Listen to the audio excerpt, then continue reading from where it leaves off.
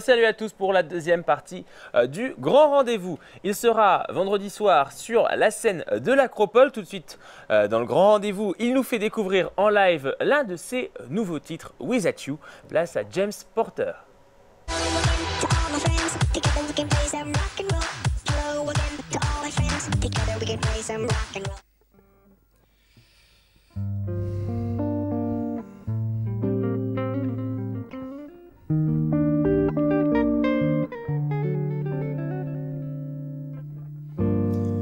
What would I do without you? Without you by my side,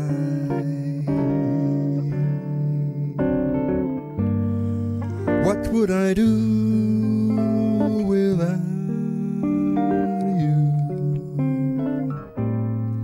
My heart would run and dry. Without the touch of your hand in my hands, they would weaken and die. I love you so, I will never let you go. You hold my hand and I cannot feel the pain. You kiss my lips and my worries are in vain. How can I live without you? How can the sea rise without the moon?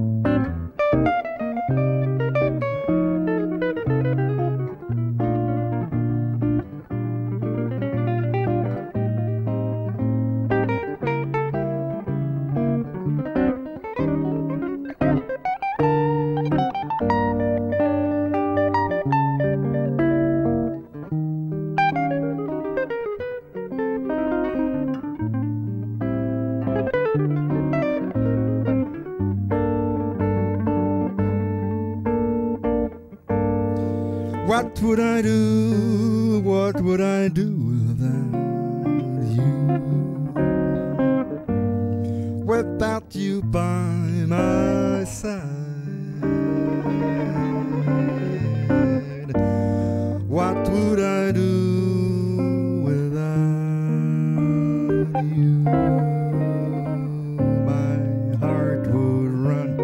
My heart would run and dry without the touch of your hand in my hands. They would weaken and they would die. I love you so, I will never let you go. You hold my hand and I cannot feel the pain. You kiss my lips, all my worries are in vain. How can I live without you? How can the sea rise? How can the sea rise without the moon?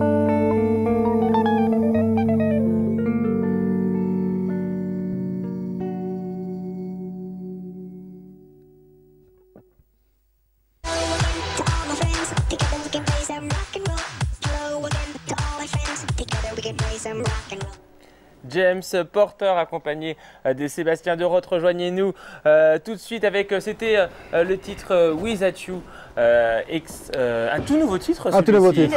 Voilà. Vous serez en concert, on le disait, vendredi soir à l'Acropole, un concert durant lequel vous jouerez également.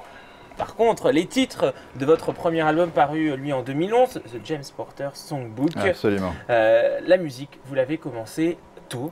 Très tôt, il y a eu le clairon, l'harmonica, puis la guitare à 17 ans, le piano à 20 ans. Ouais. Et c'est avec la guitare que vous avez commencé à composer vos premiers morceaux. Hein. Oui, je crois qu'il y a beaucoup de guitaristes qui ressentent le besoin de faire leur propre musique sur la guitare assez vite. En tout cas, c'est mon cas. C'est ce qui fait que c'est un de mes défauts, je n'arrive pas à vraiment travailler mon instrument parce que dès que je le prends pour travailler mon instrument, je me retrouve à écrire une chanson parce que la musique me vient, j'ai envie d'écrire. Voilà. Et c'est à 20 ans que vous avez votre première scène au Parvis Saint-Jean. Au Parvis Saint-Jean. Une manifestation organisée avec l'université. Voilà, ça a l'air énorme comme ça, mais je me suis retrouvé 1 heure sur la scène du Parvis Saint-Jean tout seul, tout bêtement parce que j'étais président du club franco-anglais, j'étais étudiant à la fac et j'avais organisé cette partie de l'université dans la ville. Et je me suis retrouvé tout seul parce que mes 2 camarades étaient l'un coincé par un embouteillage à Chalon et l'autre avait renoncé parce qu'il n'avait plus très envie. Voilà. Un concours de circonstances. Les baptêmes d'ouf, comme on dit. Oui, et les techniciens du Parvis Saint-Jean ont été absolument géniaux, ils aimaient bien ce que je faisais, et donc ils m'ont mis des effets musicaux, ils m'ont fait des effets de lumière aussi pour faire en sorte que ça ressemble à un vrai spectacle. Et c'est un grand moment. Pour moi. Et puis alors, vous avez commencé ensuite à développer un attrait pour le jazz. Oui. Vers quel âge ça? Alors ça, c'est un peu plus tard, en particulier quand je suis allé étudier pendant 2 ans dans l'Ohio, à l'université de Miami. J'étais régulièrement invité je m'intéressais déjà au jazz suffisamment pour que Mama Jazz m'invite à ces émissions sur le jazz, bien sûr, assez régulièrement. Et c'est d'ailleurs d'elle que me vient mon nom anglais, James Porter, parce que prononcer Jacques Porter, c'est quelque chose qu'elle ne pouvait pas faire. Ça change, vous prononcez à nouveau James? James Porter. Très bien. James Porter. James Porter. Avec l'accent, ça James change tout. Porter. Qu'est-ce que vous avez retiré de votre expérience américaine, justement? De mon expérience américaine? Oh, c'était une parenthèse extraordinaire. Comme je suis encore un petit peu enseignant, c'est le genre de choses que j'encourage beaucoup mes étudiants à faire parce que c'est irremplaçable. Quoi qu'il se passe d'un point de vue universitaire sur place, l'expérience du séjour à l'étranger, c'est quelque chose d'extraordinaire. Et la scène, ça vous intéressait parce que vous êtes aussi chercheur et vous êtes intéressé notamment au milieu du cabaret. Donc la scène, la musique, c'est tout ça des dérivés en fait de mon intérêt pour la chanson américaine, pour ce qu'on appelle la chanson américaine populaire classique, c'est-à-dire la chanson écrite par des gens comme Cole Porter, comme George Gershwin et son frère Ira Gershwin qui écrivaient les paroles. C'est une chanson d'un niveau extraordinaire. Je ne peux pas dire qu'on ne fait pas aussi bien maintenant, mais en tout cas en ce qui me concerne, et en ce qui concerne pas mal de gens finalement, ce sont ce qu'on appelle maintenant les standards, et des chansons qui restent des modèles. Alors comment est né par contre l'album The James Porter Songbook, sorti en 2011? Alors ça, oui, il est sorti, il était enregistré à Montréal et fait à Montréal parce que il se trouve que j'habitais 6 ans à Montréal. Et au bout de ces 6 années, au moment de revenir, il m'a paru absolument indispensable de le faire sur place, bien que, pour tout vous dire, je n'avais pas un sou, parce que j'avais rencontré tellement d'excellents musiciens sur place et on avait une expérience tellement irremplaçable que j'ai voulu garder cette trace plutôt que d'essayer de tout recommencer à Dijon, ce que j'ai fini par refaire d'ailleurs. Mais ça m'a pris quand même bien 2 ans depuis que je suis rentré à Dijon pour vraiment retrouver un terrain musical favorable à l'enregistrement. Ce qui fait qu'il y aura certainement bientôt il y aura le Songbook number 2. C'est ce que je me disais, est-ce que maintenant 2011, entre-temps, vous avez eu le temps de... Entre-temps, j'ai écrit des dizaines de chansons. Celle qu'on a écoutée tout à l'heure, là, c'était déjà un dit création originale. Voilà, enregistré, on les a à Montréal avec des musiciens au sommet. Oui, au sommet, vraiment d'excellents musiciens. Et alors l'un des titres s'appelle Avant-Après, c'est un titre pour lequel vous avez sorti un clip. Voici tout de suite un extrait. Une vie après qu'on est, où n'est-on que ce gribouillage? On n'est que ce que l'on connaît, une impression fugitive dans un absurde paysage. Une infime particule qui fait partie du voyage.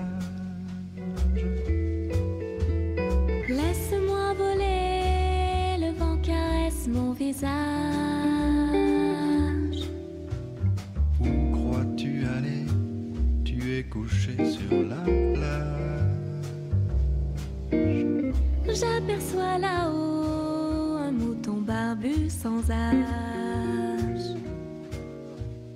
Couvre-toi la tête, le soleil fend les nuages. Avant-après extrait de votre premier album, Just pour Absolument, excellent. Songbook. Alors un nouvel album, vous le disiez, en préparation certainement, avec peut-être un avant-goût qu'on a eu là ce soir. C'est un nouveau titre, ça. Il y sera forcément celui-ci, oui. Et vous composez également pour les enfants. Alors j'écris aussi des chansons pour les enfants parce que ça a commencé à Montréal aussi. La dernière année à Montréal, j'ai enseigné en fait, après avoir enseigné à HEC Montréal et puis dans les 2 lycées français de Montréal, j'ai enseigné aussi en primaire. Toute une année, j'ai enseigné l'anglais par la musique. Et donc l'idée était de développer mon propre répertoire de chansons pour le faire.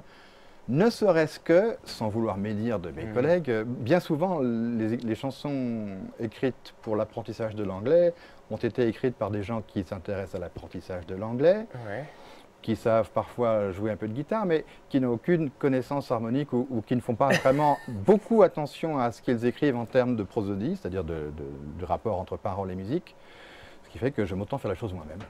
Vous avez raison, ça donne quoi? Comme mes petits élèves aiment bien ça et qu'ils apprécient ce que j'écris, je continue. Ça les motive, hein, j'imagine. Je suis content que vous me le demandiez parce que justement, il y a une guitare qui traîne ici, c'est extraordinaire. Elle traîne, on la laisse là de temps en temps. Oui, bien sûr, je comprends. Je vais vous donner un exemple avec quelque chose que tous les petits-enfants doivent apprendre à l'école. Et je suis sûr que vous allez pouvoir me suivre sur les paroles. Ah, on va essayer.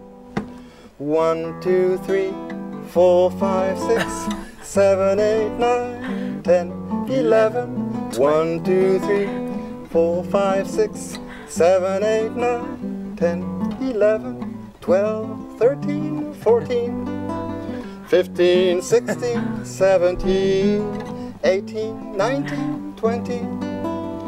19, 20, 21, 22. 1, 2, 3, 4, 5, 6, 7, 8, 9, 10, 11, 12. Mais c'est la chanson infinie. Elle peut durer très longtemps. Alors la musique, j'imagine, elle est composée pour favoriser la bonne prononciation, c'est ça? Oui, c'est-à-dire que chiffres, on le voit très peu en fait sur cette chanson sur les chiffres, mais une chanson sur des animaux, une chanson sur les jours de la semaine, etc. que je fais avec eux, je prête une attention très particulière à ce que les accents de mots correspondent à la phrase musicale, de manière à ce qu'ils apprennent une prononciation qui soit irréprochable. Ça puisse être mémorisé aussi et chanté dans la tête. C'est un outil de mémorisation, bien sûr. Et puis surtout, j'avais repéré à Montréal cette difficulté qu'on n'imagine pas, que certains enfants sont, même tout petits, même en maternelle, ont déjà des préventions vis-à-vis d'une langue étrangère. Et pour eux, anglais veut dire quelque chose qui leur est complètement étranger. Ils ont entendu chez eux parfois que l'anglais, j'ai toujours été nul de toute manière, donc j'y arriverai jamais. Donc ça, ils l'ont intégré. Et pour eux, c'est à la fois une matière scolaire, et donc c'est attaché de cette notion de travail, effort, etc. Et puis d'autre part, c'est attaché à un monde complètement inconnu qui est rendu mystérieux par leurs parents. Alors que là, les paroles de chansons, ce n'est pas du tout un apprentissage pour eux, c'est juste j'ai envie de chanter moi aussi. Donc j'apprends les paroles parce que je veux chanter. Bah oui, puis beaucoup d'artistes qui écoutent les jeunes, souvent sont anglo-saxons. Oui, bien sûr. Ça peut aider. Ça motive davantage pour mieux comprendre. Avec cette différence que je ne sais pas vous quand vous étiez petit, mais moi quand j'apprenais, j'essayais l'apprentissage de chansons en anglais, bien souvent j'avais une musique de la langue en tête sans avoir aucune idée du sens des paroles. C'est vrai qu'on faisait beaucoup de yaourt au départ. On faisait beaucoup de yaourt. Et puis un jour, 10 ans plus tard, on se rend compte quand on rechante la chanson. Mais c'était pas tout à fait ça. On se rend compte des paroles. Ça fait assez drôle. Avec parfois des surprises. Avec parfois des surprises, tout à fait. Alors on le disait. Vous avez une vie bien remplie, hein. Prof d'anglais, galeriste, musicien même, on vient de le voir ce soir. Dans quelle discipline vous vous retrouvez le plus au milieu de tout ça? C'est la chanson. C'est la chanson quand même. C'est là que je m'exprime, bien sûr. Oui.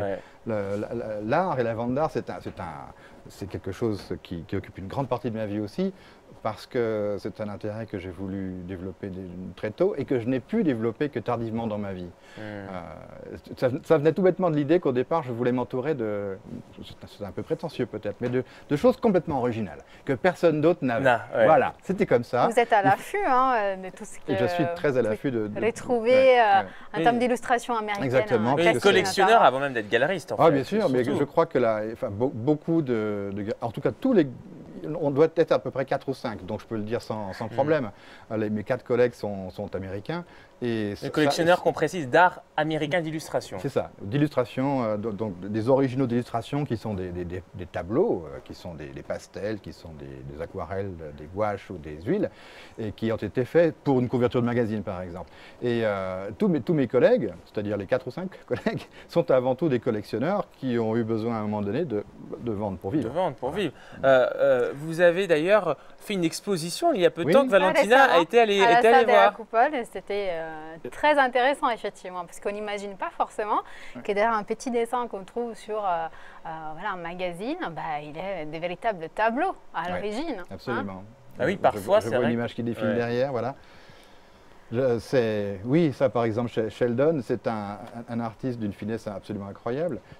Alors on m'avait dit pour cette espèce de Brigitte Bardot signée bébé que sans doute ça avait été fait dans les années 60. Je suis tombé récemment sur un petit film justement des années 30 aux États-Unis où on voit des jeunes filles habillées dans ce Vichy-là, des artistes de music-hall. Ouais. Donc Brigitte Bardot n'a pas inventé le Vichy. Mais non, mais on en retrouvait même sur certaines Elle est portée très bien, je crois. Il y avait aussi, bien sûr, plus tardivement, oui, bien sûr. Oui. Ouais. Et donc c'est vrai qu'on n'imagine pas la beauté que pouvaient avoir ces pin-up par exemple, sous leur forme originale d'huile sur toile ou même parfois de simples dessins. Des toiles qui font 1,20 m de diagonale, qui se retrouvent dans un magazine toute petite comme ça. On ne peut pas imaginer en voyant le magazine qu'au départ c'est quelque chose d'aussi spectaculaire. C'est assez impressionnant. Il y a beaucoup d'illustrations des modes et des contes en fait, qui retrouvent sur les magazines. De mode, principalement des illustrations d'histoire, de publicité aussi, d'affiches. Et puis le mieux, le plus prestigieux, c'est toujours la couverture de magazine. Ah bah oui. C'est une culture qui vous fascine, la culture américaine? Je sens une rétention dans votre, question. Ah non, pas du tout, parce que moi aussi. Hein, donc... Non, pour le coup, pas du tout. C'est une culture qui me fascine, c'est vrai. En fait, et particulièrement cette période, il y a une sorte de cohérence quand même dans mon parcours, dans mon intérêt pour la chanson des années 20-50 et puis l'art des années 20-50. Tout ça, c'est à la frontière entre culture populaire et culture savante. C'est avant tout ça qui m'intéresse, de manière très générale. Le fait que vous le disiez, je suis à la fois ex-chercheur universitaire et puis musicien, et donc je suis praticien de l'art de manière générale, c'est-à-dire praticien en tant que marchand et puis praticien en tant que musicien, tout en ayant étudié tout ça. Et donc je me considère comme faisant partie de la culture populaire par la musique que je produis, par l'art que je vends aussi, et puis je me considère aussi comme étant chercheur, donc faisant partie de la culture savante, et je n'y vois aucun conflit. Il faut dire aussi que ces années qui ont suscite un peu de nostalgie dans celui qui observe, parce que c'est un peu à travers ces images-là qu'on a construit des rêves américains qui peut-être aujourd'hui marchent un peu moins bien, mais à l'époque, les années 50, voilà, c'est toute la culture américaine des années précédentes. Beaucoup de cette culture était dès le départ nostalgique. C'est-à-dire que quand on pense à Norman Rockwell, qui est le plus grand illustrateur connu américain, ses œuvres étaient déjà des œuvres qui avaient un aspect nostalgique. C'est-à-dire qu'elle projetait une image de l'Amérique désuète, qui n'existait déjà souvent plus. Et même quand ces images étaient contemporaines, elles avaient un parfum de nostalgie. Elles renvoyaient à une notion de l'enfance, par exemple, qui n'existait déjà plus dans la vie américaine. Et c'est pareil pour ces chansons. Les chansons qui, jusqu'aux années 50, étaient la culture dominante américaine. Il y avait vraiment ce qu'on appelle une hégémonie culturelle de cette chanson populaire, jusqu'à Sinatra. Cette chanson-là, elle avait un parfum de nostalgie dès le départ, qui demeure maintenant, qui est d'autant plus nostalgique qu'effectivement ça appartient à une époque révolue, mais dès le départ, ce parfum de nostalgie était là. Alors pour en revenir à vos chansons, on peut les découvrir, les nouvelles, certaines, et puis aussi celles du James Porter Songbook. Ce sera donc vendredi soir à 20h à l'Acropole. Absolument, de 20h à 21h seulement, et tout exprès, en fait j'ai fait déjà 16 concerts à l'Acropole, mais j'en ai remplacé un peu. Ce sera donc le 17e, mais seulement pour 1 heure que j'ai rajouté écouté parce que je passais sur vos TV. Je ne pouvais pas passer outre quand même cette magnifique publicité que vous me faites. Merci. Donc un concert exprès, un concert vous donc à ne pas manquer vendredi soir. Merci beaucoup James Porter. Merci à vous. Quant à vous, Merci à vous. Merci de nous avoir suivis. On se retrouve demain à même heure pour le grand rendez-vous. Une excellente soirée sur vous TV. Bonne soirée.